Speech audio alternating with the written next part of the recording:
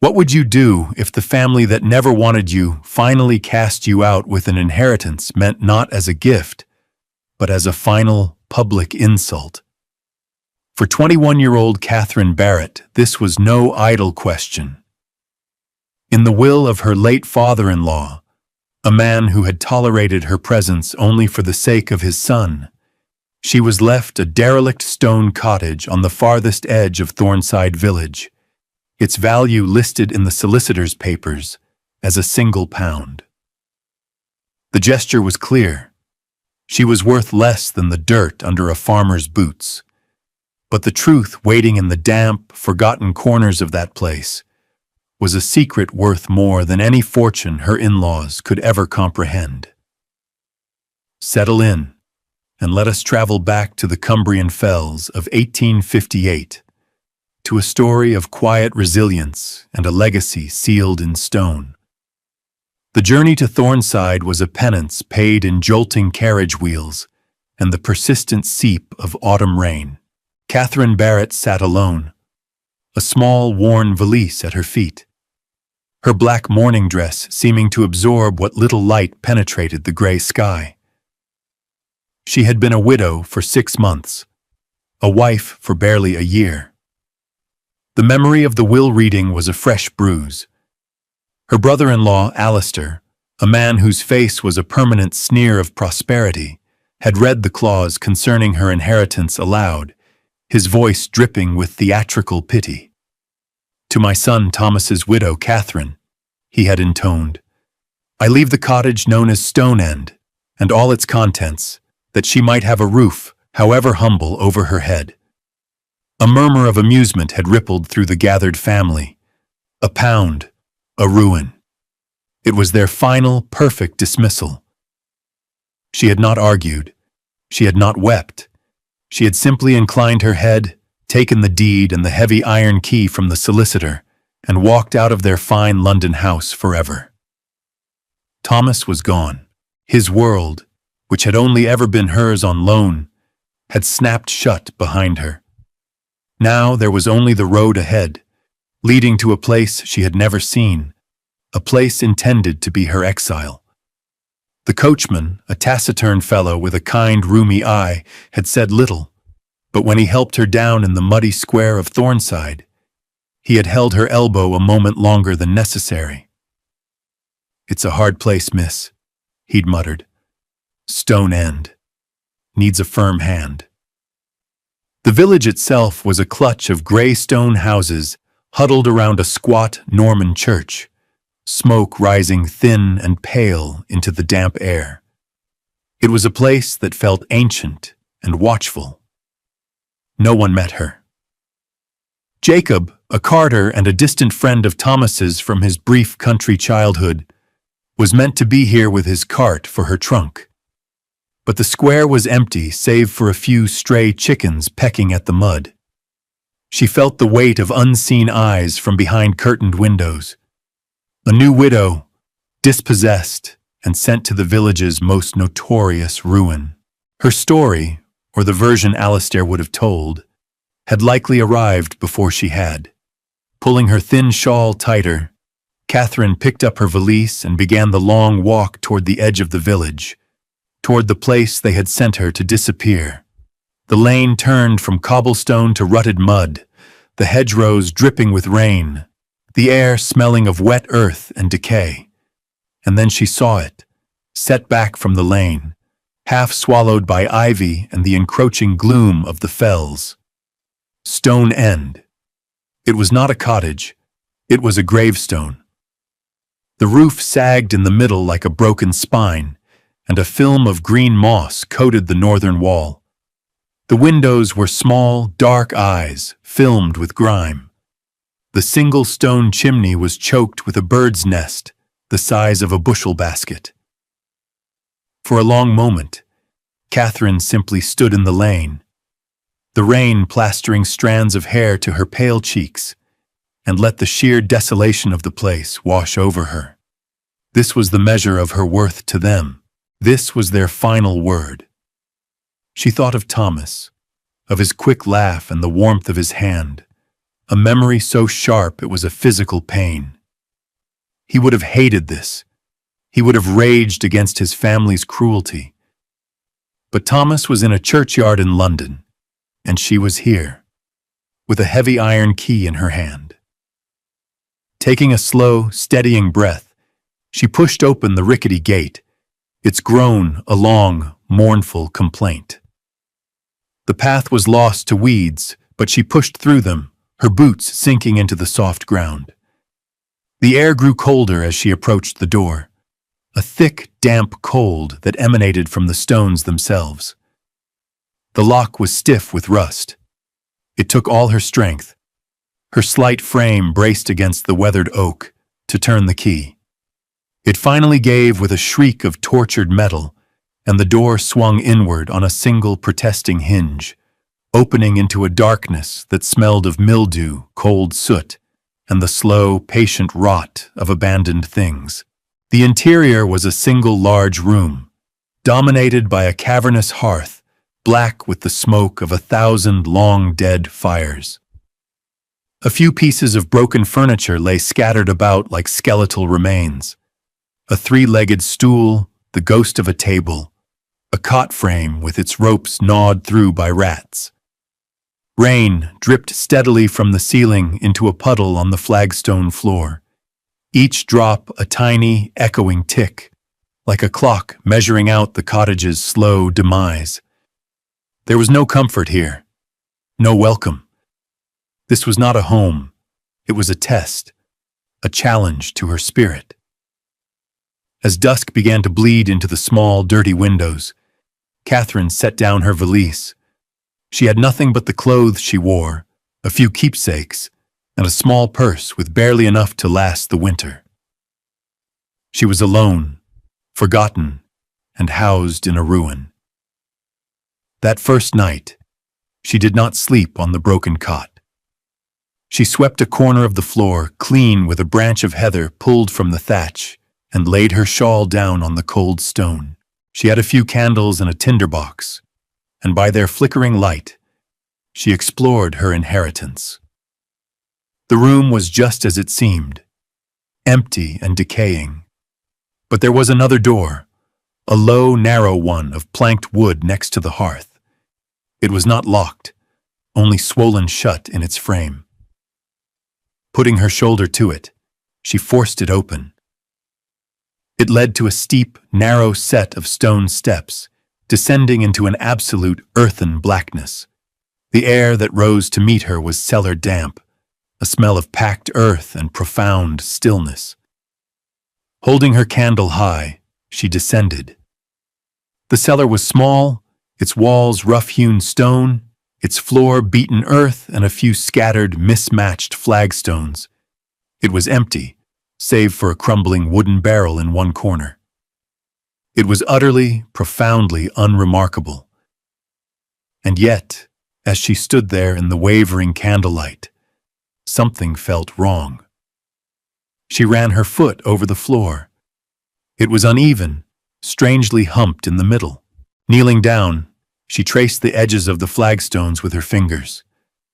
The mortar here was different, paler, sandier than the dark, almost black mortar between the foundation stones. And beneath the layer of dirt, the stones themselves felt newer, smoother. Someone at some point had gone to the trouble of relaying this floor. Why would anyone bother to repair the floor of a forgotten cellar in a derelict cottage? What secret did this patch of uneven stone hold? Was it a simple, shoddy repair, or a deliberate act of concealment? Let us know in the comments what you think Catherine will find, and be sure to subscribe for more stories of hidden history. For Catherine, standing in that cold, silent dark, the question was a tiny spark in the overwhelming gloom, the first hint that Stone End was more than just a place to be forgotten. The next morning, Catherine walked back to the village, her stomach hollow, and her resolve a brittle thing. The mist clung to the low ground, making ghosts of the trees and fences. She needed supplies, flour, salt, oil for a lamp, the barest essentials to begin a life here. As she entered the small village shop, a bell jangled, and the proprietor, a pinched-faced woman, looked up from behind the counter. Her eyes widened in recognition, then narrowed with a look that was part pity, part suspicion. The whispers had indeed preceded her. "The Barrett widow," the woman's expression said. As Catherine quietly made her purchases, the door opened again, and the bell jangled more aggressively. It was Alistair Barrett. He was not dressed for the country, his city coat and polished boots an affront to the village's muddy simplicity. He must have stayed the night at the local inn, likely to ensure she had properly taken possession of her hovel. "Well, well," he said, his voice loud in the small space. "Settling in, are we? I trust you found the accommodations to your rustic tastes." His eyes swept over her worn dress, the smudges of dirt on her hands. He was enjoying this, performing for the shopkeeper, for the village. He was cementing her status as an outcast. Catherine met his gaze but said nothing. Silence was the only armor she had ever found effective against him. "Don't spend your inheritance all at once," he added with a cruel smirk, gesturing to her meager pile of goods on the counter. He then turned to the shopkeeper. "Put her purchases on my father's account. A final act of charity." He wanted her indebted. He wanted her humbled. "No, thank you," Catherine said, her voice quiet but firm. She placed her own few coins on the counter. "I will pay my own way." Alistair's face tightened. Her refusal to play the victim had pricked his pride. He grunted, turned on his heel, and strode out of the shop, leaving a wake of cold air and contempt. The shopkeeper, to her credit, looked slightly ashamed. Catherine gathered her things and left, the weight of the village's silent judgment heavy on her shoulders. As she walked back down the lane, a figure emerged from the mist. It was an old woman, bent and wrapped in a thick woolen shawl, her face a roadmap of wrinkles. She was leaning on a gnarled walking stick. This was old Elspeth, a woman who had lived in Thornside so long she seemed a part of the landscape itself. She stopped in front of Catherine, her eyes milky with age, surprisingly sharp. She looked from Catherine's face to the path leading towards Stone End. "They give you the forgotten place," the old woman said, her voice like the rustle of dry leaves. It was not a question. Catherine simply nodded. Elspeth stared for a long moment, as if seeing something beyond the tired young woman before her. Then she leaned in, her voice dropping to a conspiratorial whisper. "Some roots," she said, her words heavy with a meaning Catherine could not yet grasp. "Grow best in the dark." And with that, she tapped her stick twice on the muddy ground and continued on her way, disappearing back into the fog as silently as she had appeared. Catherine stood alone in the lane, the cryptic words echoing in her mind. Some roots grow best in the dark. She looked toward the cottage, its sagging roof barely visible through the shifting mist. It was a dark place, a forgotten place. But for the first time, she wondered if it was not an ending, but a beginning.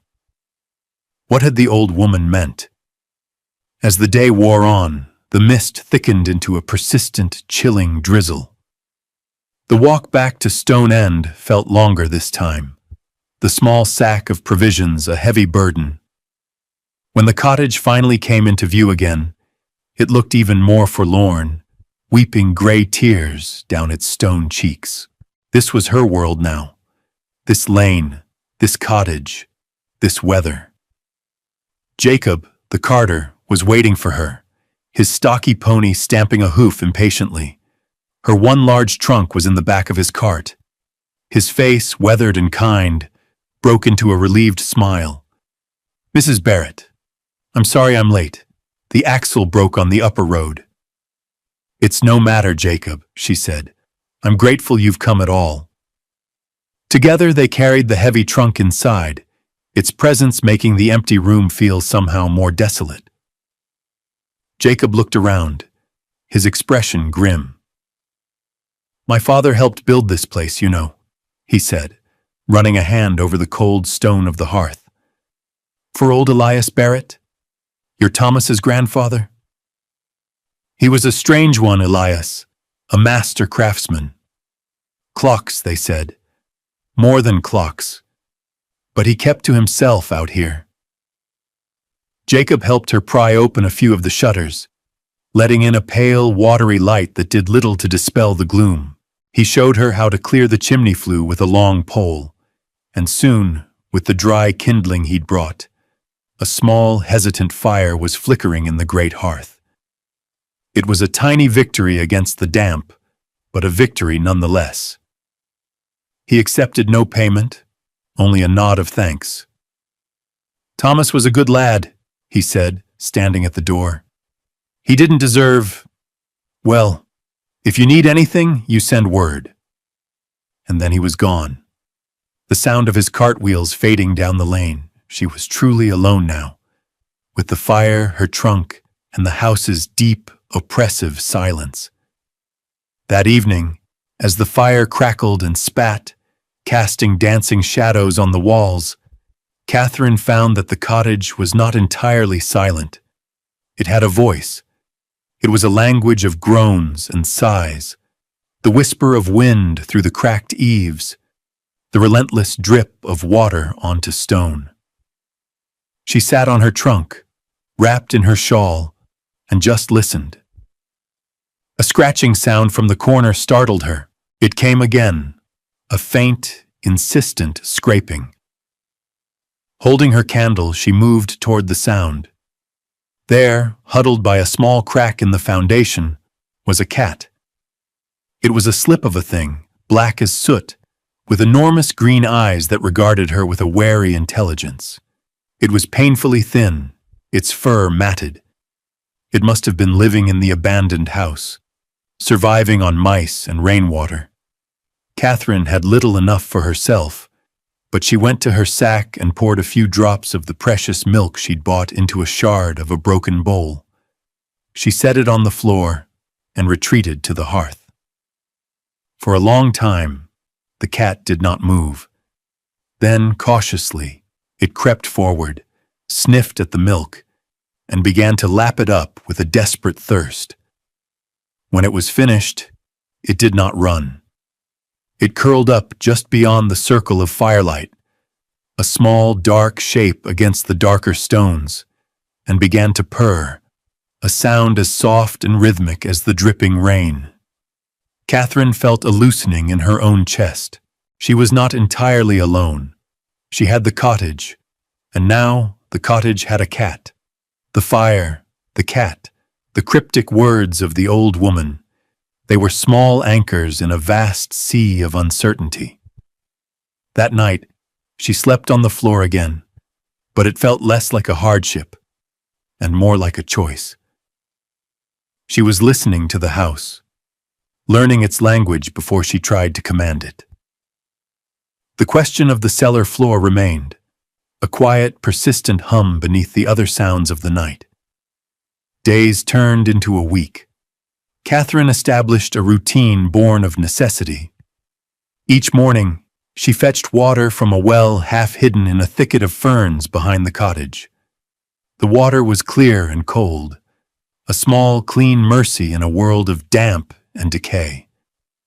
She spent her days in a flurry of relentless, back-breaking labor. She scrubbed the grime from the windows, letting in more of the pale autumn light. She swept years of soot and birds' nests from the hearth. With clay and moss packed into the worst of the cracks in the walls, she began to fight back against the persistent drafts. The cottage resisted her, a stubborn old beast unwilling to be tamed. But Catherine was just as stubborn. Her hands, once soft, became chapped and calloused. Aches settled deep into her bones. But with every task completed, a small piece of stone end became hers, not by deed, but by effort. The black cat, whom she had started calling Soot, was her constant shadow, a silent, watchful companion. One afternoon, determined to make the cellar less of a damp, forbidding pit, she took a bucket and a stiff brush down the narrow stone steps. The air was still and cold, heavy with the smell of earth. Soot followed her, but stopped at the top of the stairs, his green eyes glowing in the gloom, as if sensing a boundary he should not cross. Catherine began her work, scrubbing the moss and slime from the stone walls. As she worked her way around the small space, she returned again and again to the floor. The more she looked, the more certain she became. The central patch of flagstones was an intrusion. They did not match the worn, ancient stones at the periphery. They were laid with less skill, the gaps between them wider and filled with that newer, sandier mortar. She ran her hand over the surface again. Near the center, she felt it. A faint, but distinct, current of air. It was colder than the rest of the cellar air, and it smelled cleaner, like deep earth and stone, not mildew. She knelt, pressing her ear to the cold flagstone. Silence. But the draft was undeniable. It was coming from beneath the floor. Why would there be a draft from solid ground? The memory of old Elspeth's words returned. Some roots grow best in the dark. Was this the darkness she meant? A place beneath a place? The thought was both thrilling and terrifying.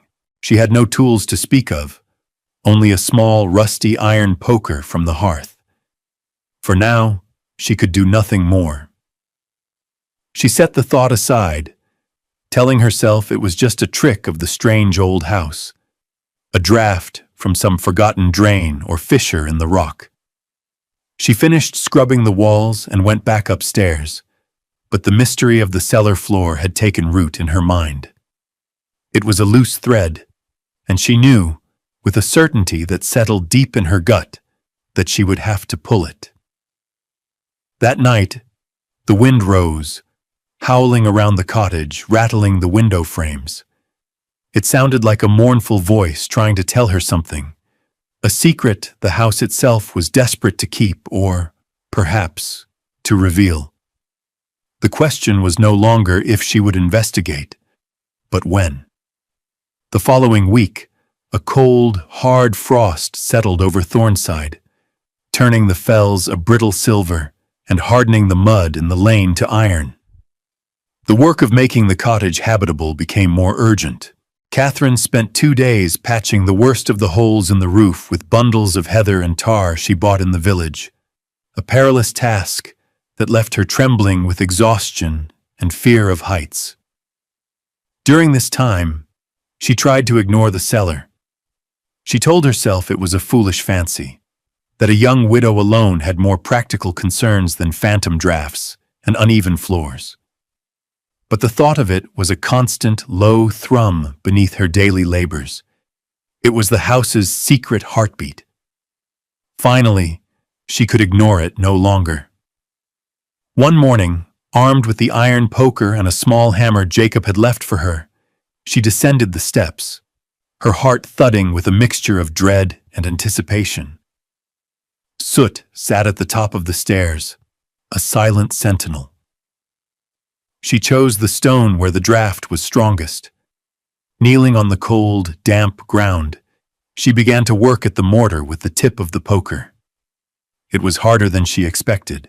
The sandy mixture was brittle, but it had been packed in tight. For over an hour she chipped and scraped, her breath pluming in the frigid air. Her fingers grew numb, her back ached, but she did not stop. The labor was a kind of conversation with the past. Who had laid these stones? Why had they taken such care to seal them? Her hands were learning the story the house would not speak aloud. The mortar crumbled away, bit by bit, falling like coarse sand onto the surrounding stones. Finally, she had cleared a deep groove along one side of the flagstone. She wedged the tip of the poker into the gap and put her full weight on it, using a smaller stone as a fulcrum.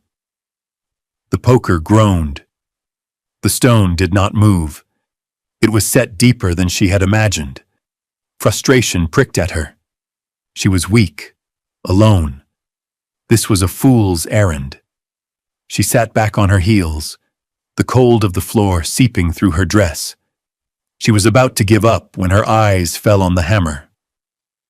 It was a simple, heavy thing, an idea, desperate and direct, formed in her mind. Taking the poker, she wedged it as deep as she could into the crack. Then, lifting the hammer, she brought it down on the end of the poker with all her strength. The clang of metal on metal echoed deafeningly in the small space.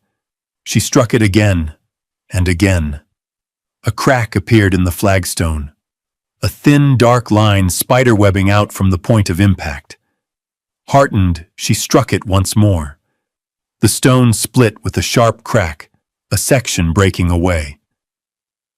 And from the darkness beneath, the draft rushed out, stronger now, carrying the clean, cold scent of undisturbed earth and something else, something metallic and faintly oily. It was not the smell of rot. It was the smell of preservation. With renewed vigor, she worked the poker into the broken section, and this time, when she heaved, it lifted. It came away in her hands, heavy and jagged, revealing not dirt, but a perfect, square-cut darkness. A void. It was not a burial place. It was an opening. Trembling, Catherine set the broken piece of stone aside and peered into the hole. She could see nothing but blackness. She fetched her candle and held it over the opening. The flame flickered wildly in the updraft, but in its unsteady light, she saw them. Steps. Not rough-hewn like the ones leading into the cellar, but smooth, dressed stone, descending into a space below. Someone had not just relaid a floor. They had sealed a room. They had buried a world. For a long moment, she could only stare, her mind struggling to comprehend the scale of the deception. This cottage, this worthless, forgotten ruin, was built upon a secret. Old Elspeth's words came back to her, no longer cryptic, but a plain and simple truth. Some roots grow best in the dark.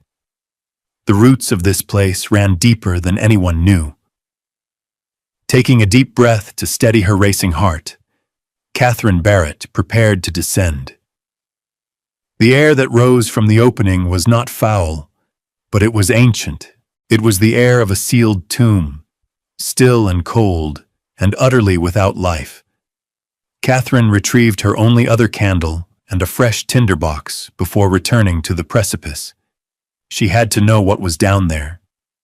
This was the answer to the house's whispers, the reason for its strange, sorrowful weight. Leaving one candle by the opening above, she held the other and began her descent. The stone steps were steep and narrow, but perfectly made, each one level and true. There were 10 of them. As her foot touched the floor at the bottom, the sound was absorbed by the profound silence. She had entered another world.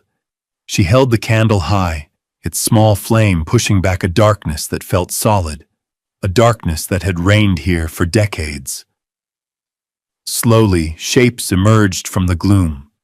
It was a room, larger than the cellar above it, and it was not empty. It was a workshop. A long, sturdy workbench ran the length of one wall, its surface covered in tools, not the rough tools of a farmer or a mason, but the fine, delicate instruments of a precision craftsman. Tiny files, calipers, lathes, and gravers, all arranged in neat, orderly rows.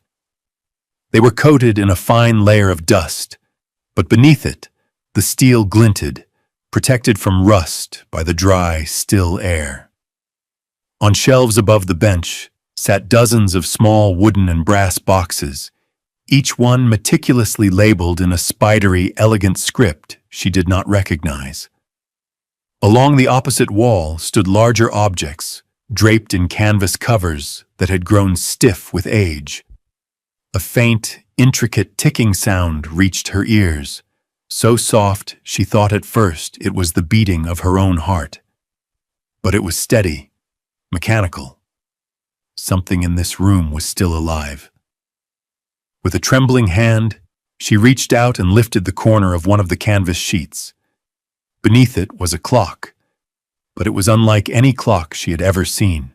Its face was a map of the heavens, with interlocking dials of brass and silver showing the phases of the moon and the movements of the planets.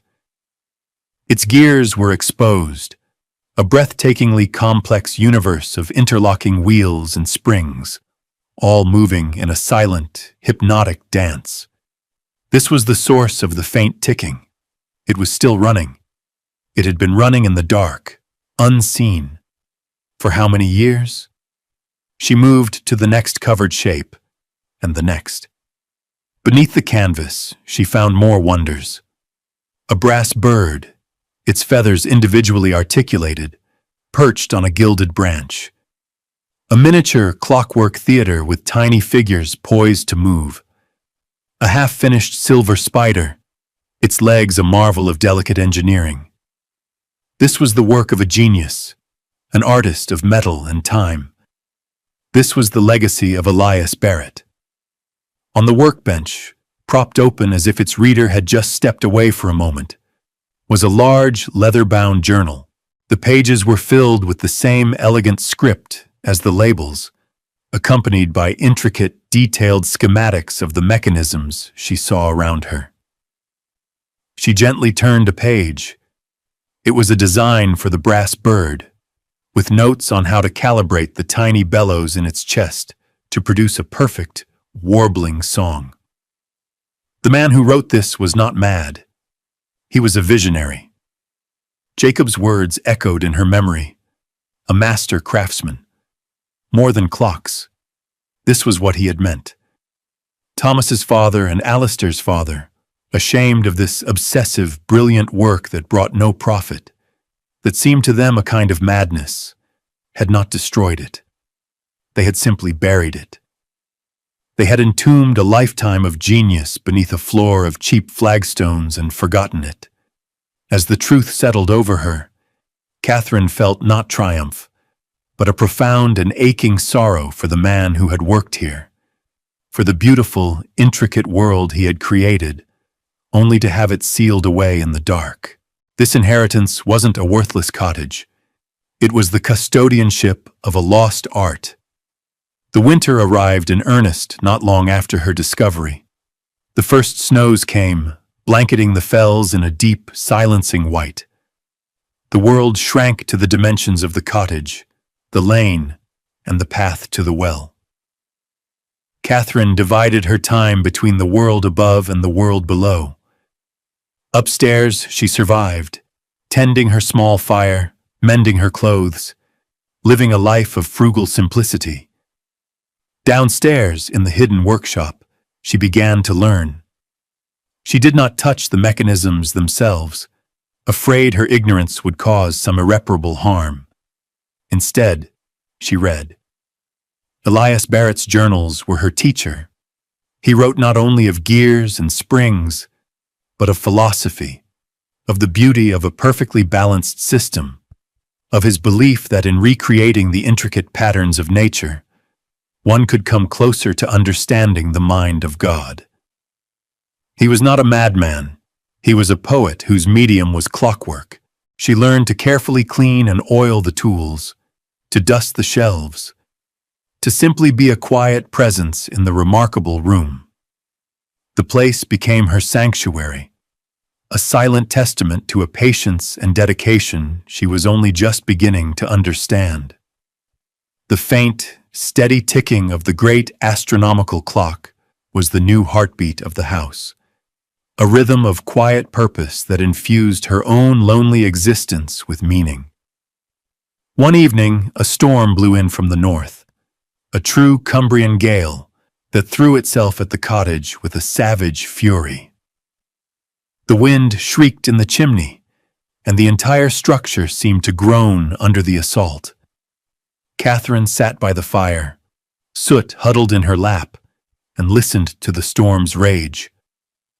Sometime after midnight, she heard a new sound, a loud, splintering crack from overhead, followed by the rush of something wet and heavy. She looked up. A dark, spreading stain was appearing on the ceiling near the center of the room.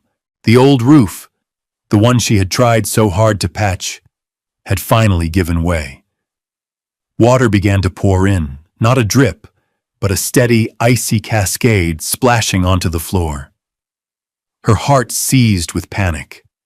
Her few possessions, her trunk with Thomas's letters, her small store of food, her bedding, were all in the path of the deluge.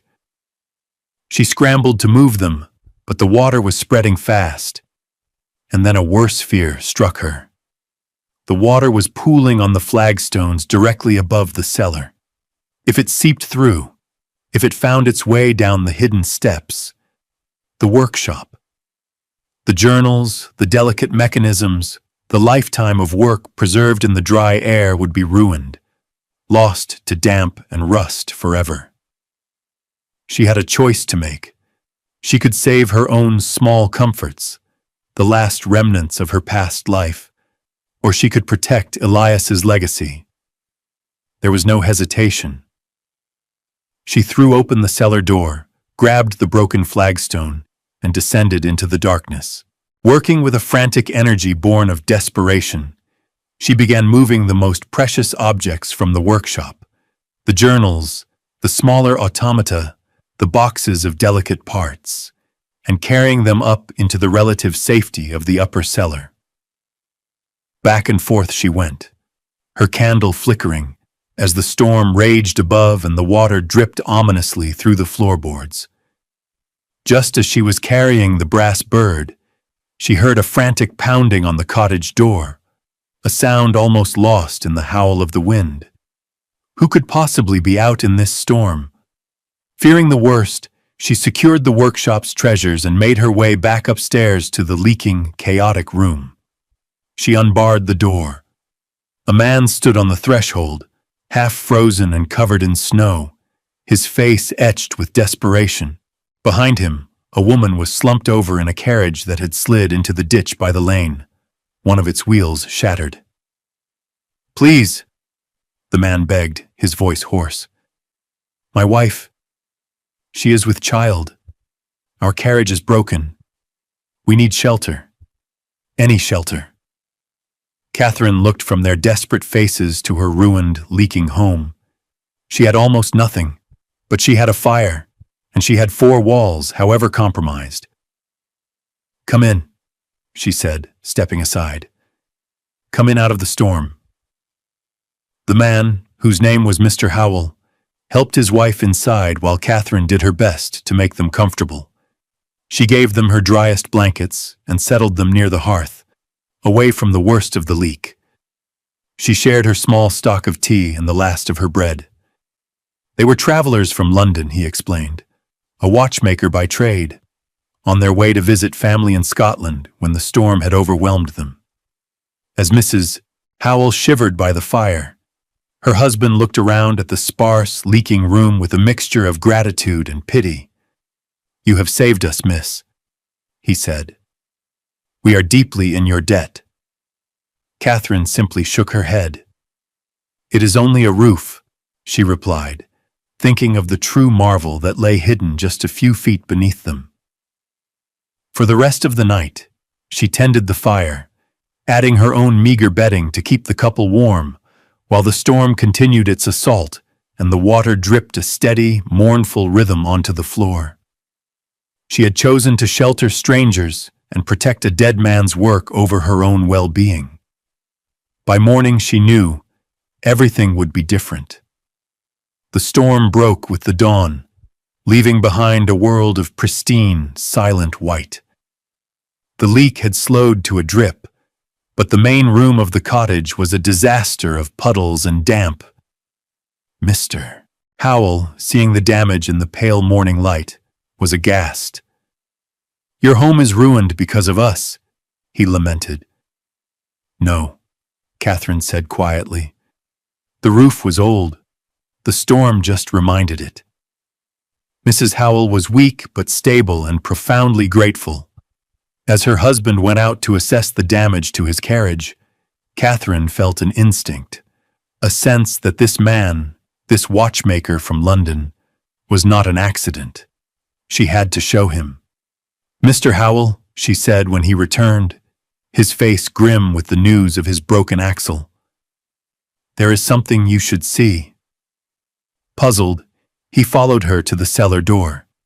She led him down the steps, past the treasures she had rescued, and then down again into the hidden workshop. She held her candle high. As his eyes adjusted to the light, Mr. Howell stopped dead. His jaw fell open. He walked forward as if in a trance, his skilled hands hovering over the great astronomical clock, his gaze sweeping across the workbench. The tools, the shelves of parts. He let out a low whistle of pure, unadulterated awe. "Good heavens," he whispered, his voice filled with a reverence that bordered on worship. This is the work of Elias Barrett." Catherine stared at him, astonished. "You know his name?" "Know his name?" Mr. Howell turned to her, his eyes shining. "My dear young woman, in my world, Elias Barrett is a legend, a myth, the greatest horological mind of the last century. They say he vanished, went mad from his work. No one knew what became of his workshop. It was considered the lost grail of our craft. He spent the next hour moving through the room, gently touching the mechanisms, studying the journals, his expert eye seeing things Catherine had only guessed at. He identified the brass bird as an automaton of unparalleled complexity, the silver spider as an attempt to create a self-regulating escapement based on organic movement. "This isn't a workshop," he declared, his voice trembling with emotion. "It's a cathedral." 2 days later, the lane to Stone End was a hive of unexpected activity. Jacob, summoned by Mr. Howell, had arrived with men to repair the carriage. But he was not alone. A carriage followed him, a fine enclosed brougham from which 2 men emerged. One was the village solicitor, Mr. Davies, a man Catherine had only glimpsed from a distance. The other was Alistair Barrett. Alistair's face was a thundercloud of fury. He had clearly been summoned from the inn by the solicitor. "What is the meaning of this?" he demanded, striding toward the cottage. "I hear you've been tearing the place apart. This property is still under the estate's purview, you know. I have half a mind to have you evicted for damaging it." Before Catherine could respond, Mr. Howell stepped forward, his demeanor calm but authoritative. "Sir," he said to Alistair, "you are standing on the threshold of what may be the most important horological discovery of our age." The solicitor, Mr. Davies, cleared his throat. "Mr. Barrett, I have been made aware of certain fixtures and contents of this property not itemized in your father's will. As the will grants Mrs. Catherine Barrett the cottage and all its contents, it would seem this remarkable workshop is, in fact, hers." Alistair's face went from red to pale. He stammered, speechless, as Mr. Davies and a now very intrigued Jacob were led down into the workshop by Mr. Howell. Catherine watched Alistair's face as the sounds of astonishment rose from below. She saw his arrogance crumble, replaced by a dawning, sickening understanding of what his family had thrown away. They had buried a treasure they were too ignorant to recognize, and in their spite, had handed it to the one person who had the patience to unearth it. When he finally looked at her, his sneer was gone, replaced by a look of grudging, bitter defeat. He turned without another word and walked back to his carriage, humbled not by a confrontation, but by the quiet, irrefutable truth of the treasure he had so smugly dismissed. The villagers, who had come out to watch the commotion, began to whisper amongst themselves, their glances toward the little stone cottage no longer filled with pity, but with a new and burgeoning respect. The story of Stone End was being rewritten. Months passed. Spring arrived, and with it, a gentle green tide that seemed to wash the hardship of winter away. The roof of Stone End was repaired, properly this time, paid for by a modest advance from a London museum to which Catherine had agreed to loan one of Elias's smaller clocks for exhibition. Mr. Howell had become a staunch friend and advocate, ensuring that the world knew of Elias Barrett's genius, but also fiercely protecting Catherine's privacy and ownership. The world began to make a quiet pilgrimage to her door. Scholars, craftsmen, and the curious. They did not come to buy, but to see, to learn. Catherine, with the quiet counsel of Mr. Davies and Mr. Howell, established the workshop as a place of study, a working museum dedicated to the preservation of Elias's craft. She refused all offers to sell the collection, seeing herself not as its owner, but as its keeper. The village of Thornside, once a place of whispers and sideways glances, now treated her with a quiet reverence.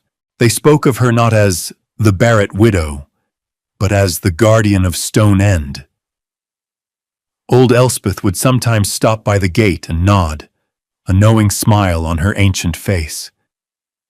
Alistair Barrett was never seen in Thornside again. The cottage itself seemed to breathe easier, its stones settling into their new purpose. The garden, which Catherine had cleared and planted, was beginning to bloom. Soot, no longer astray, grew sleek and confident, sunning himself on the stone sill of a window that now let in clear, bright light. Catherine's life was no longer one of mere survival, but of quiet, steady purpose. She spent her days in the workshop, not just preserving, but learning.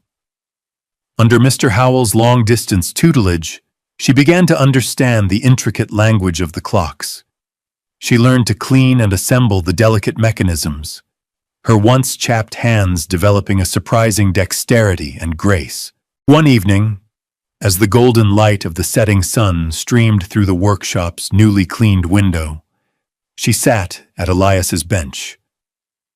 Before her was the little brass bird.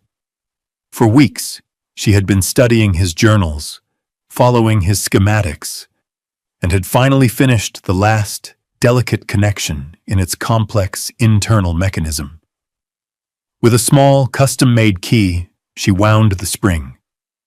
There was a soft whirring sound, a series of clicks, and then the bird lifted its head. Its tiny beak opened, and a sound filled the silent workshop.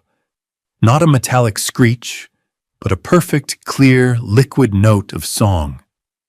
It sang a short, beautiful melody that echoed the birds in the garden outside, then fell silent.